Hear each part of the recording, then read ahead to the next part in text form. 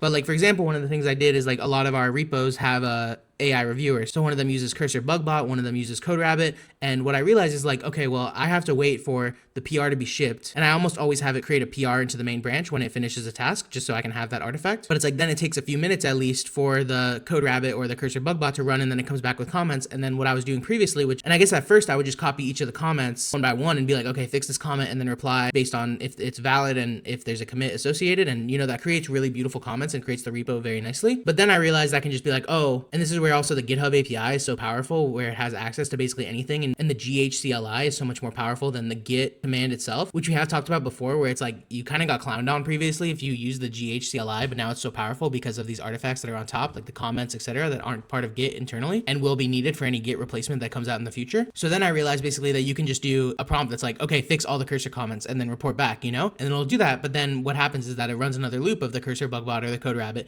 and then you have another set of comments to review.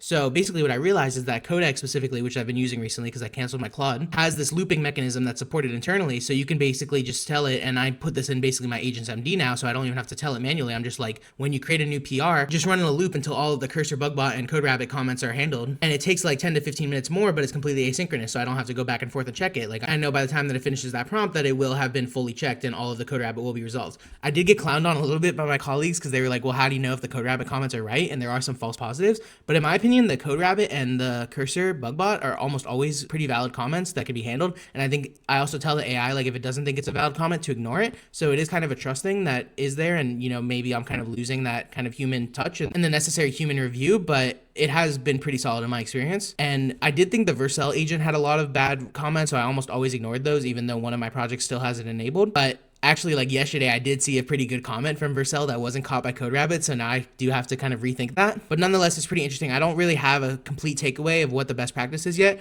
but I'm still trying to find that middle ground of like, what is the best time to work on? Because I do have this project called AI Make, which I think is a really great idea. It's kind of like a Jira replacement, but it's like, I can't really work on another project, especially a startup, while I have these 3 projects running at the same time right now. So I'm like, let me just invest as much as possible into like my internal loop and like building my skills and building my understanding of AI and just utilizing the tools that already exist, like Cursor, Claude, and Codex, instead of like building a whole new company. So I feel like that's kind of the middle ground right now, but it's also like day by day deciding like, okay, well, am I just going to work on the tasks that I have and kind of use what I have developed, or am I going to research and like refine my harness a little bit more? And that's also where it's like, if you're just working on one project, I think it's a lot better because you have more of that time to research and understand your harness and kind of go deeper and do higher leverage work compared to doing like just straight feature development across multiple projects.